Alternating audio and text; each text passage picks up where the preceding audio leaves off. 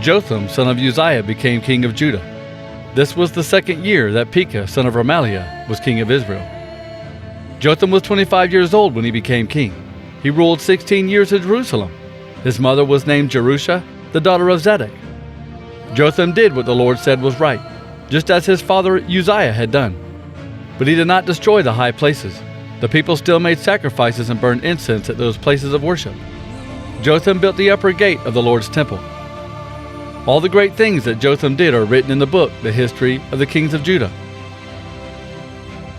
At that time, the Lord sent King Rezin of Aram and Pekah, son of Remaliah, to fight against Judah. Jotham died and was buried with his ancestors in the city of David, his ancestor. Jotham's son Ahaz became the new king after him. Jotham was 25 years old when he became king. He ruled 16 years in Jerusalem. His mother's name was Jerusha. Jerusha was Zadok's daughter. Jotham did what the Lord wanted him to do. He obeyed God just as his father Uzziah had done. But Jotham did not enter the Lord's temple to burn incense as his father had. But the people continued doing wrong. Jotham rebuilt the upper gate of the Lord's temple. He did much building on the wall at the place named Ophel. He also built towns in the hill country of Judah. He built fortresses and towers in the forest. Jotham also fought against the king of the Ammonites and his army and defeated them. So each year for 3 years, the Ammonites gave Jotham 3 3/4 tons of silver, 62,000 bushels of wheat, and 62,000 bushels of barley. Jotham became powerful because he faithfully obeyed the Lord his God. Everything else Jotham did in all his wars are written in the book, The History of the Kings of Israel and Judah. Jotham was 25 years old when he became king. He ruled 16 years in Jerusalem. Then Jotham died and was buried with his ancestors. The people buried him in the city of David. Jotham's son Ahaz became king in his place. During the time that Jotham, Ahaz, and Hezekiah were kings of Judah, the word of the Lord came to Micah. Micah was from Moresheth. He saw these visions about Samaria and Jerusalem. Listen, all you people! Earth and everyone on it, listen! The Lord God will be a witness against you. The Lord will come from his holy temple. See, the Lord is leaving his place to come down and walk on the high places of the earth. The mountains will melt under him like wax in a fire. The valleys will break apart and slide like water rushing down a hill. This will happen because of Jacob's sin, because of the sins of the nation of Israel. What caused Jacob to sin? It was Samaria. Where is the high place in Judah? It is Jerusalem. So I will change Samaria into a pile of rocks in the field, a place ready for planting grapes. I will push Samaria's stones down into the valley, leaving nothing but the foundations. All her idols will be broken into pieces. Her prostitutes' wages will be burned in fire. I will destroy all her statues of false gods, because Samaria got her riches by being unfaithful to me. So those things will be taken by people who are not faithful to me. I will be very sad about what will happen. I will go without sandals and clothes. I will cry like a dog. I will mourn like a bird. Samaria's wound cannot be healed. Her disease has spread to Judah. It has reached the city gate of my people. It has spread all the way to Jerusalem. Don't tell it in Gath. Don't cry in Echo. Roll yourself in the dust at Beth Ophrah. You people living in Shaphir, pass on your way, naked and ashamed. The people living in Zaanan will not come out.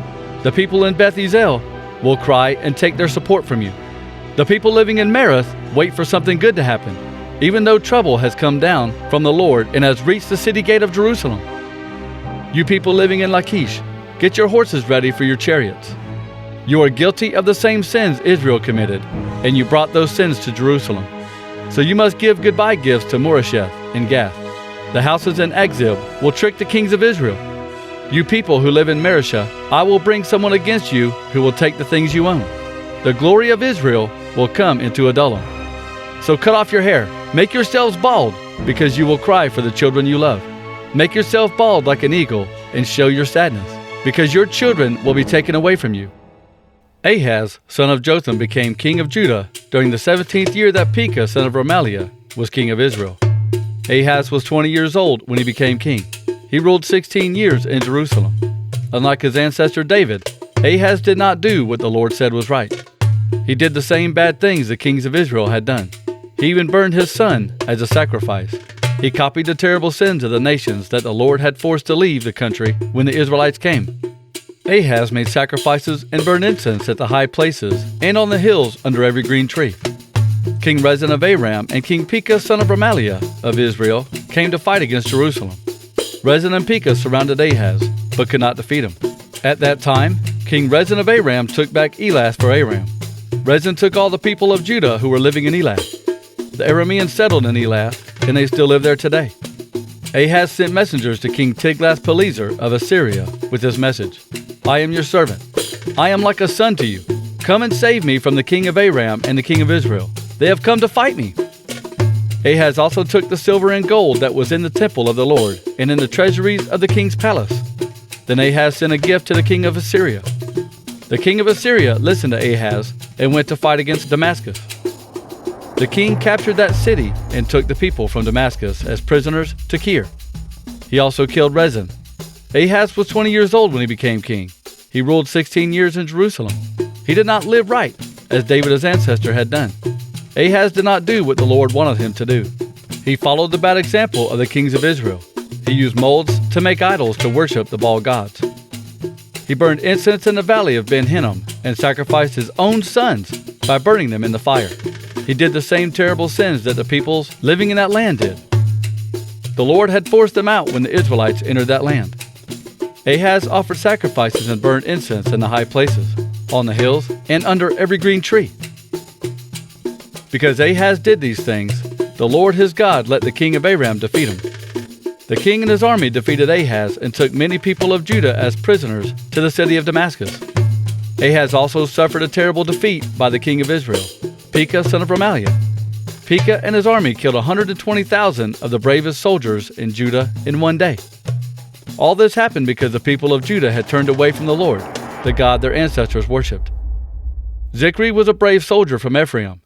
He killed the king's son, Maaseiah. He also killed Azrikam, the officer in charge of the king's palace, and Elkanah, who was second in command to the king. The Israelite army captured 200,000 of their own relatives living in Judah. They took women, children, and many valuable things from Judah and carried them back to Samaria. But one of the Lord's prophets named Oded was there. Oded met the Israelite army that came back to Samaria. He said to the Israelite army, "The Lord, the God your ancestors worshipped, let you defeat the people of Judah because he was angry with them. But now he is angry with you because he has seen how cruel you were in killing them. And now you plan to keep the people of Judah and Jerusalem as slaves. But you are as guilty as they are for sinning against the Lord your God. Now listen to me. Send back all those you captured, your own brothers and sisters, because the Lord's terrible anger is against you." Then some of the leaders in Ephraim saw the Israelite soldiers coming home from war. They met the Israelite soldiers and warned them. The leaders were Azariah, son of Jehohanan, Berechiah, son of Meshillemoth, Jeazkiah, son of Shallum, and Amasa, son of Hadlai.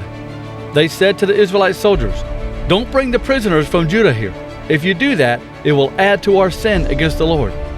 It will make our sin and guilt before him even worse than it is now, and he is already very angry with Israel."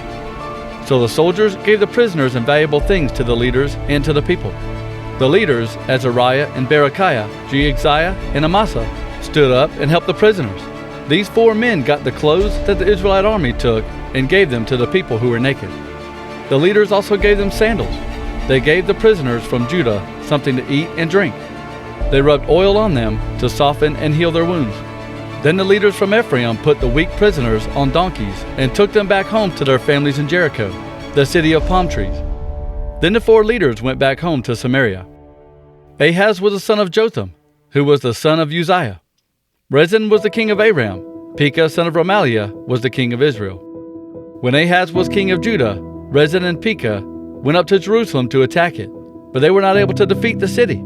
The family of David received a message that said, "The armies of Aram and Ephraim have joined together in one camp." When King Ahaz heard this message, he and the people became frightened. They shook with fear like trees of the forest blowing in the wind. Then the Lord told Isaiah, "You and your son Shear-Yashub should go out and talk to Ahaz. Go to the place where the water flows into the upper pool, on the street that leads up to Laundryman's Field. Tell Ahaz, be careful but be calm. Don't be afraid. Don't let those 2 men, Rezin and Remaliah's son, frighten you. They are like 2 burning sticks. They might be hot now, but soon they will be nothing but smoke." Rezin, Aram, and Remaliah's son became angry and made plans against you. They said, Let's go fight against Judah and divide it among ourselves. Then we will make Tabel's son the new king of Judah." But the Lord God says, "Their plan will not succeed. Damascus is the capital of Aram, and Rezin is the ruler of Damascus for now. Samaria is the capital of Ephraim, and Remaliah's son is the ruler of Samaria for now. But their plan will not happen. If you don't believe this, you will not survive." Then the Lord spoke to Ahaz again and said, "Ask for a sign from the Lord your God to prove to yourself that this is true. You can ask for any sign you want. The sign can come from a place as deep as Sheol or as high as the skies." But Ahaz said, "I will not ask for a sign as proof. I will not test the Lord." Then Isaiah said, "Family of David, listen very carefully. Is it not enough that you will test the patience of humans? Will you now test the patience of my God? But the Lord will still show you this sign. The young woman is pregnant and will give birth to a son. She will name him Emmanuel. He will eat milk curds and honey as he learns to choose good and refuse evil. But before he is old enough to make that choice, the land of the two kings you fear will be empty. But the Lord will bring troubled times to you. These troubles will be worse than anything that has happened since the time Israel separated from Judah. This will happen to your people and to your father's family when God brings the king of Assyria to fight against you. At that time, the Lord will call for the fly that is now near the streams of Egypt, and he will call for the bee that is now in the country of Assyria. Those enemies will come to your country. They will settle in the deep valleys and in the caves, by the thorn bushes and watering holes. The Lord will use Assyria to punish Judah. Assyria will be hired and used like a razor to shave off Judah's beard and to remove the hair from his head and body. At that time, someone might keep only one young cow and 2 sheep alive, but there will be enough milk for them to eat milk curds. In fact, everyone left in the country will eat milk curds and honey. There are now fields that have 1,000 grapevines, and each grapevine is worth 1,000 pieces of silver. But those fields will be covered with weeds and thorns. That land will be wild and used only as a hunting ground where people go with bows and arrows. People once worked the soil and grew food on those hills, but at that time, they will not go there because the fields will be covered with weeds and thorns. It will be a place where cattle graze and sheep wander.